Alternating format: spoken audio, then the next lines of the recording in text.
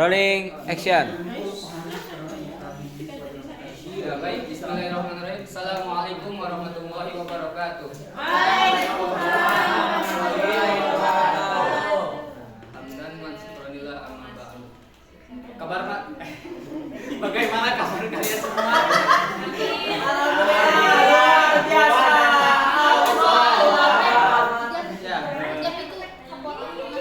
Sebelum kita mulai pembelajaran pada siang hari ini, mari kita berdoa bersama-sama terlebih dahulu ya. Berdoa di dalam hati dimulai. Oh, bisa dikit. Ya, berdoa selesai.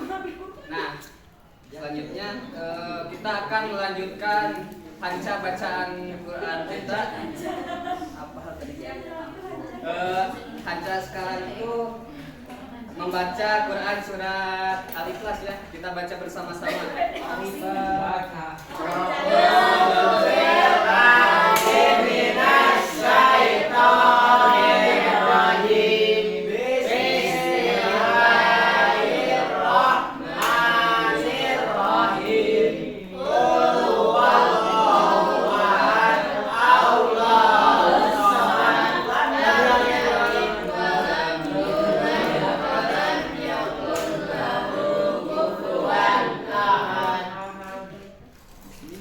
Ya, sebelum saya mulai, apakah hadir semuanya?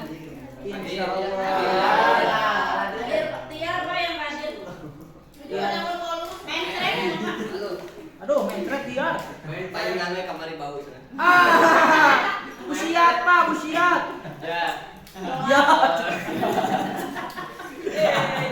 Nah, pada pertemuan sebelumnya kan kita sudah membahas tentang sejarah berdirinya Daulah Utsmaniyah yang di mana perjalanannya itu dari keluar Bani Turki yang dipimpin oleh Bani di daerah Turki yang dipimpin oleh Salahuddin Shah. Nah, bukan Salahuddin Shah. Tariknya salah. Nah, itu mereka sekeluarga ya gitu melakukan perjalanan kenapa melakukan perjalanan? Karena mereka dikejar karena ada invasi dari suku Barbadian. Nah, terus untuk materi sekarang kita akan membahas tentang masa kejayaan Bani Utsmaniyah. Nah, di sini saya membawakan dokumen dari masa lampau ya. Nah, di dalam dokumen ini pada masa keemasan Daulah Utsmaniyah ya.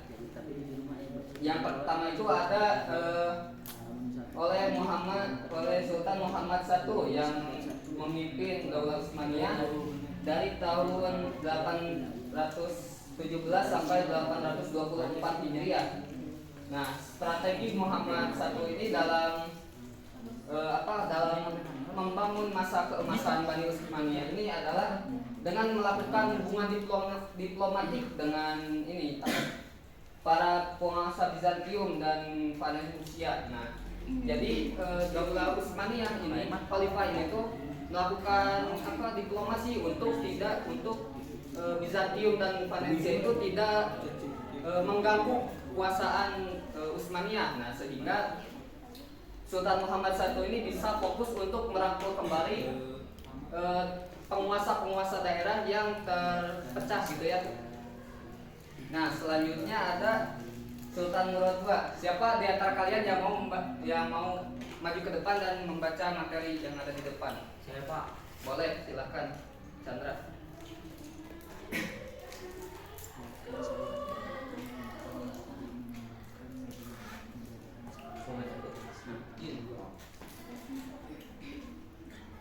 Dikenal Murad II yaitu dari 1421 hingga 1451 Masehi. Dikenal sebagai penyair dan pecinta ulama Ia melanjutkan perjuangan Muhammad I dan berfokus pada penyatuan kembali wilayah yang hilang dari Daulah Utsmani. Sebelumnya, seperti Asia Kecil, Saloniki, Albania, Palak, dan Hongaria. Murad II juga mendorong perkembangan keilmuan dengan menciptakan suasana akademis di istana. Setiap tahun, ia mengirimkan 3.500 dinar untuk kesejahteraan penduduk Makkah, Madinah, dan Baitul Maqdis. Ya, terima kasih Chandra. Silakan duduk kembali. Nah, untuk Sultan Muhammad II ini dia juga melanjutkan ya usaha yang dilakukan oleh ayahnya, yaitu merangkul kembali daerah-daerah yang terpecah dari Daulah Utsmaniyah. Nah, juga beliau ini membangun gitu ya, menjadikan suasana di istana kerajaan atau di istana pemerintahannya itu dengan nuansa akademis. Kenapa? Supaya menjadikan nanti keturunan untuk pemimpin selanjutnya itu supaya lebih baik gitu ya.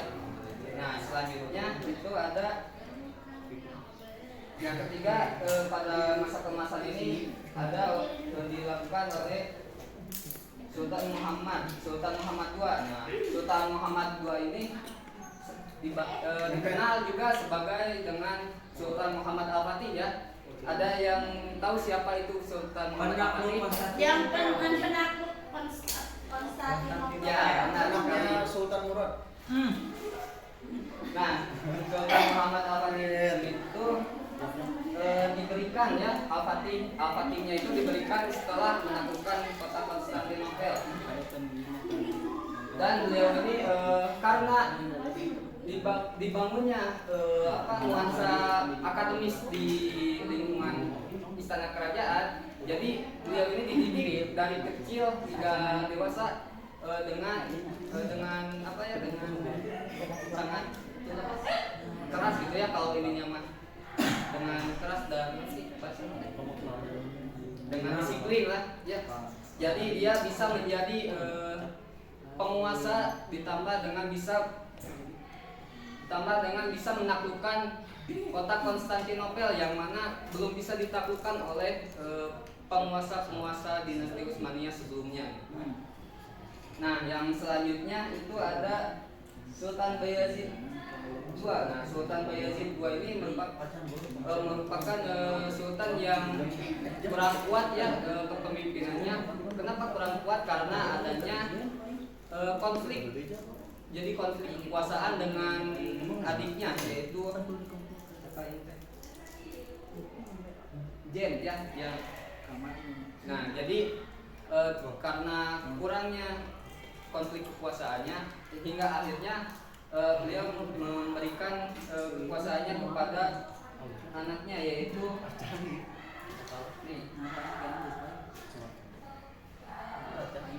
Sultan Salim pertama. Nah, siapa untuk perempuan boleh, siapa yang mau membacakan tentang Sultan Salim pertama? Boleh, silakan Sultan.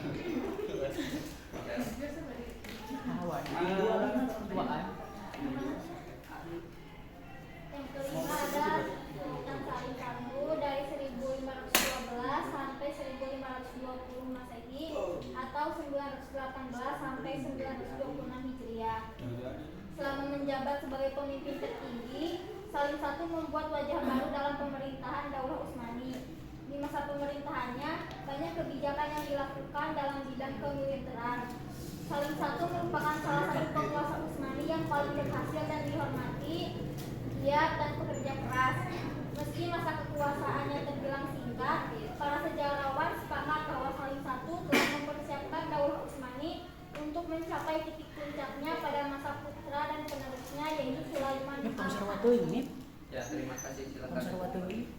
Nah, jadi Sultan Salim ini itu beliau itu pencapaiannya itu dalam bidang kemiliteran dan bidang politik ya. Jadi beliau ini memperkuat kemiliteran di negeri Bani Utsmani dan mulai merancang gitu ya undang-undang undang-undang apa peraturan-peraturan negara gitu ya. Nah, ya untuk dan nanti akan disempurnakan oleh anaknya yaitu Sultan Sulaiman Al-Qanuni ya. Nah, selanjutnya dalam masa keemasan ini yang tadi sudah disebutkan ada Sultan Sulaiman Al-Qanuni. Nah, Sultan Sulaiman Al-Qanuni ini mendapat gelar Al-Qanuni dalam membuat undang-undang karena jasanya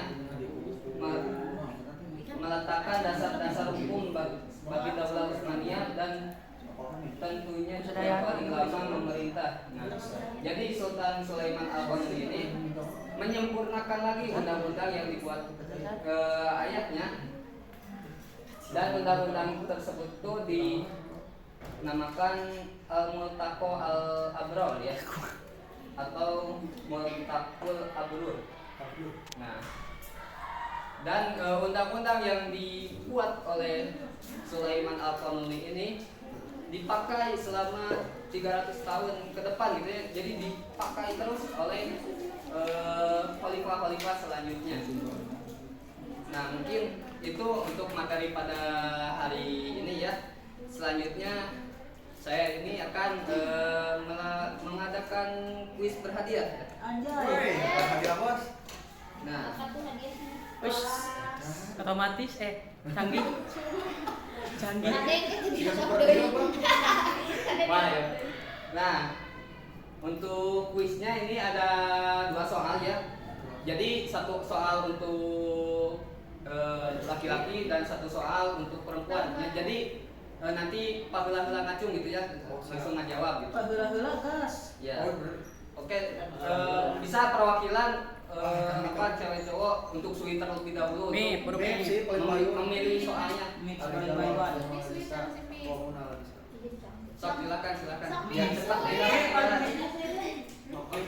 Mip adalah bencana. Mip adalah bintang bagi kelompok lain. Nanti yang menang memilih soal yang Mip soal adalah yang pertama pemalu. atau soal yang kedua. Mip. Iya.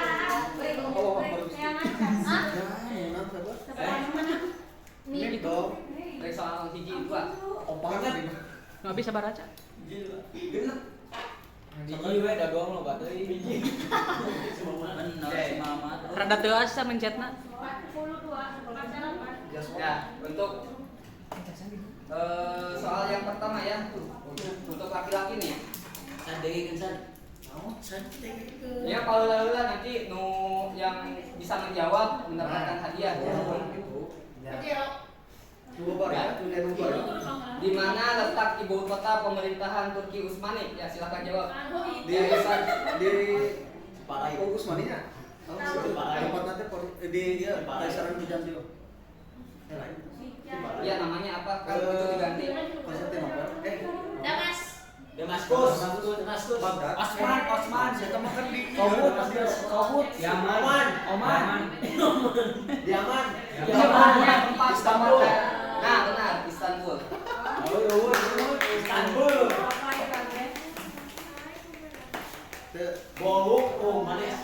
Ya, silakan. Bisa ke depan. Berarti kita nggak jawab di rumah. Ya. Untuk soal kedua nih, untuk yang cewek-cewek ya. Nah, soalnya kapan Sulaiman Al-Qanuni menjabat sebagai khalifah? Kapan Sulaiman? Setelah bapaknya meninggal. Tahunnya. Ya, tak. Tahun sebarunya Aku ngulang. 1564. Salah. Aku 1520.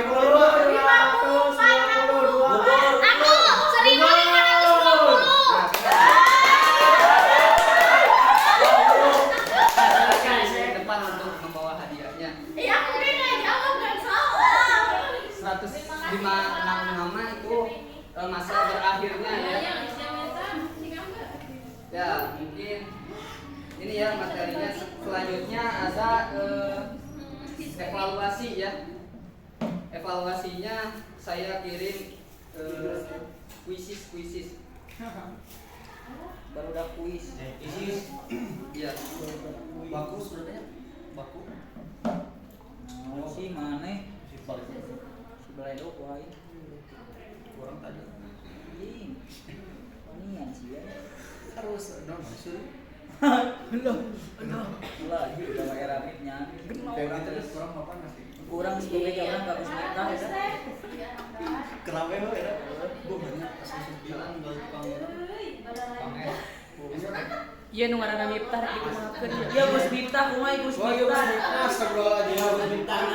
Kurang Linknya sudah dibagikan ya, silakan diisi. Iya, Pak. Beb sisil mah yang nengke. Amin. Bari geus digara kolon dong mipnya. Oh, kuisis. Yang dicarikan sih ke tukang es itu.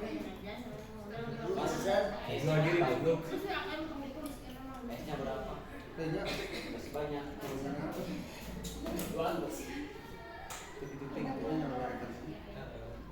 Mip adalah aus. What? Ini adalah titik. Aus apa Bapak Almon? Udah bisa biasa dimulai. Marmon versi biasa. Mini motor. Menunggu guru memulai. Nah, oke. Iya. Iya. Iya nunggu guru memulai. Nah, iya begitu kan. Ini Sudah masuk semua. Sampai sahanya iya begitu.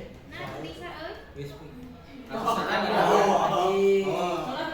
Kita langsung aja sudah dimulai. Oke, kita mulai. Dari siapa Sultan yang membuat suasana? Woi. Pak HP-na pareu. Pandai mah kasep. Nah, nggak boleh UW HP gitu malah. Naon ieu teh artisnya? Bah, benar, Bos. Apa undang-undang Maaf ya Pak. undang-undang disempurnakan oleh agraria? Undang-undang naon? Undang-undang naon ieu?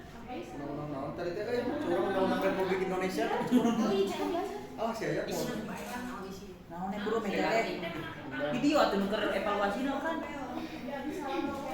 Belum di pejaan wae sana teh. Udah dia. Karena SMA ieu mah Pak. Ini salah. Apa nama undang-undang namanya? Kuning-kuning. Gampang. Pas saya mah pakai laptop. Ah, ya pertunjukan yuk. Ayo pertunjukan.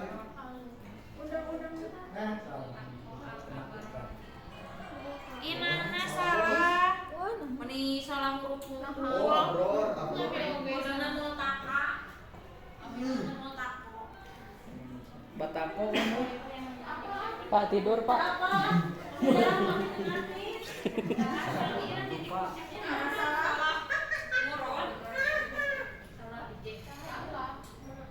Nonnya kata lain selain menunjukkan teh. Sudah ya. Ya. Ye, game selesai. Ya, mungkin sekian ya yang dapat saya sampaikan. Ya. Nah, selanjutnya sebelum kita mengakhiri pembelajaran pada hari ini, 20. kita berdoa bersama-sama terlebih dahulu ya. Doa kifaratul majelis. Subhanallahumma